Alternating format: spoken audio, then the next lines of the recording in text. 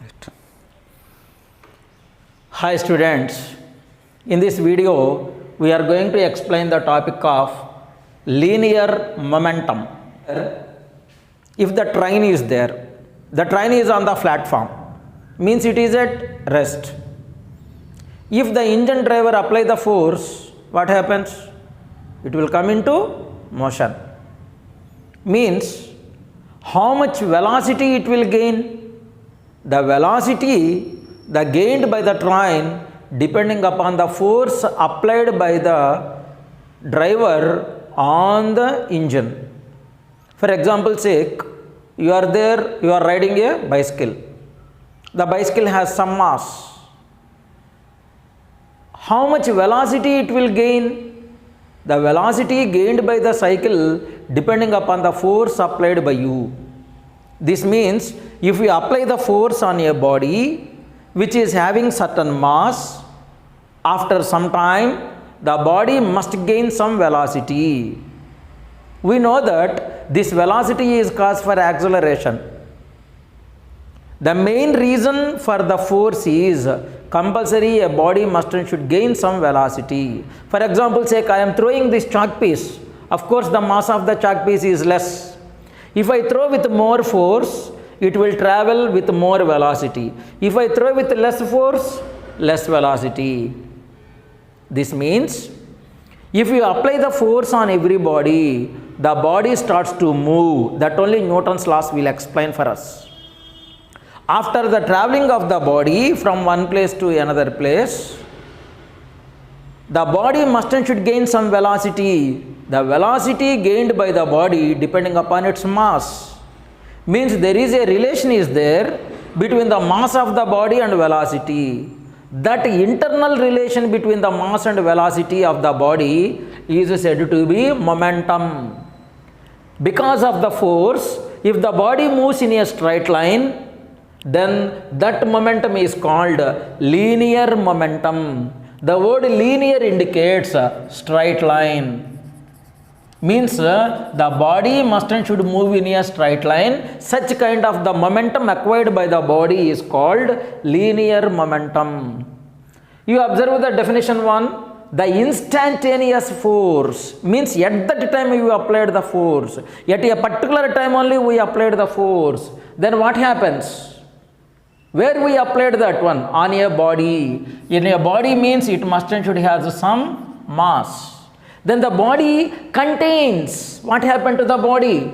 A combined effect of mass and velocity. So because of the force applied on the body, that force is cause for change in the mass and velocity of the body. Such kind of that physical quantity is called linear momentum. See here, finally we can say that there is a relation is there between the mass and velocity. Means if we take in the product of mass and velocity, we can get the concept of linear momentum. Now, linear momentum is also defined as the product of mass and velocity. Now, in the form of the statement is there, if we convert into the form of formula, momentum is equal to mass into velocity. Momentum is represented by letter P bar. Why? Because it is a vector quantity. Why? Because the momentum depends on velocity. We know that velocity is a vector quantity. This means the direction of momentum is in the direction of velocity. Right? So momentum P bar is equal to mass into V bar. We know that velocity can be written as displacement by time. Displacement is also a vector quantity. So for that velocity is also a vector quantity. So that the momentum is also a vector quantity. We can say that momentum P bar is equal to m into V. See, momentum P and m are directly proportional. Why? Because they are in numerators. Momentum and velocity are also directly proportional. Why? Because they are in numerators. Now, let us discuss what are the units of momentum now. First of all, come to the CGS unit of momentum. CGS unit of momentum depends on CGS unit of mass and CGS unit of velocity. Why? Because the formula for that momentum P is equal to mv. So if you know P is equal to mv, mass, CGS unit of mass is gram, CGS unit of velocity is centimeter per second, we already know. So it is also can be written as gram into centimeter into second power minus 1. This also taken as dyne into centimeter. Now let us comes to MKS unit or otherwise SI unit. This MKS or SI unit of momentum depends on MKS unit of mass and MKS unit of velocity. MKS unit of mass is kg, MKS unit of velocity is meter per second. Now it becomes kg into meter. If they carry the second to the numerator, it becomes second power minus 1. kg meter into second power minus 1. It is also can be represented as Newton into meter. Now let us comes to the types of momenta. Momentum singular, momenta plural. So types of momentas, if you come to that, initial momentum, final momentum, change in momentum is also there. Now let us discuss initial momentum. See, till now what we understood, momentum P is equal to m into v, we are going to say. Mass is always constant for a body, but there is a difference in the velocity. This velocity may be initial velocity u or it may be final velocity v.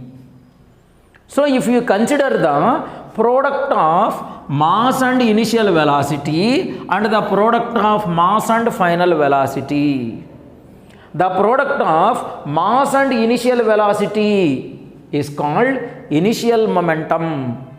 Pi is equal to mu, where m is the mass, u is the initial velocity. Units are same, there is no change in the units. Now next one, final momentum. Final momentum depends on the product of mass and final velocity. So Pf is equal to mv.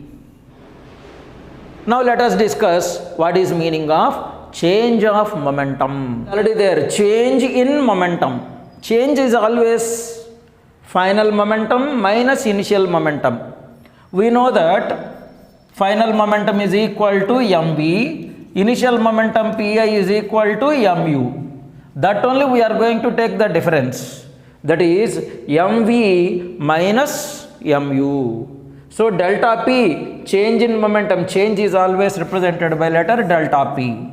Now delta p is equal to mv minus mu. We can take the m as common. Now delta p is equal to m of v minus u.